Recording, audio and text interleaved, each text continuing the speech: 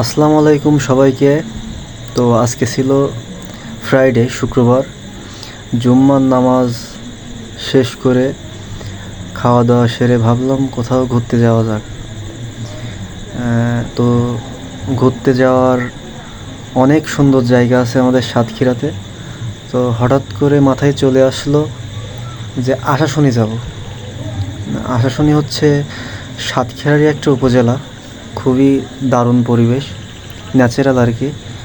তো সাথে ছিল আমার এক ফ্রেন্ডে নিয়ে চলে আসলাম আশাশুনিতে। এই যে আশাশুনি যাওয়ার পথে পেয়ে গেলাম সুন্দর একটা ব্রিজটা নতুন করছিল। অসাধারণ পরিবেশ। হয়তো সামনেই ব্রিজটা পড়বে, ব্রিজটা আপনারা দেখতে পাবেন একটু পরেই। রাস্তার দুই ধার দিয়ে মাছের ঘের, আশেপাশে কিছু বাসাবাড়িও দেখা যাচ্ছে, প্রচুর দোকান। গরমের সময় শরবত বিক্রেতা শরবত বিক্রি করতেছে, এটাও দেখলাম। তো দেখেন কি সুন্দর পরিবেশ। এই যে আমরা ব্রিজের উপরে উঠলাম মাত্র, ভিউটা দেখেন জাস্ট অসাধারণ। এই যে আমাদের কপোতাক্ষ নদের উপর দিয়ে ব্রিজটা হয়েছে। হ্যালো, আকাশে আজকে প্রচুর পরিমাণ মেঘ, হয়তো বৃষ্টি হইবে। সাতক্ষীরাতে হয়তো বৃষ্টি হচ্ছে, সাতক্ষীরা সদরে আর কি। আমাদের এখানে বৃষ্টি আমরা এখন পর্যন্ত দেখি নাই, দেখা যাক সামনে কপালে কি আছে। দেখেন, চলে আসলাম আশাশুনির সেই সুন্দর মনোরম পরিবেশে। প্রচুর পরিমাণ বাতাসের ভিড়ে অসাধারণ একটা ফিল আর কি। দেখুন, এখানে কিন্তু মাছ চাষ করা হয়, চিংড়ি মাছের ঘের, বিভিন্ন সাদা মাছও পাওয়া যায় এখানে।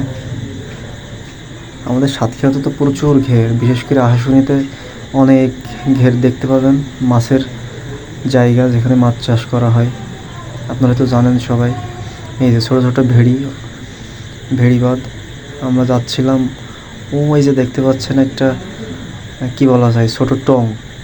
ওই টঙের উদ্দেশ্যে ওখানে যে কিছু বসবো, দেখতে পেলাম একটা মাছ ধরার জাল।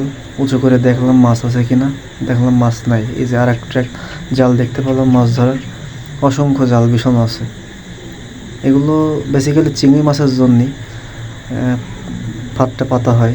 দেখলাম কোনো মাছ নেই, তো গুটি গুটি পায়ে যাচ্ছিলাম টঙের কাছে।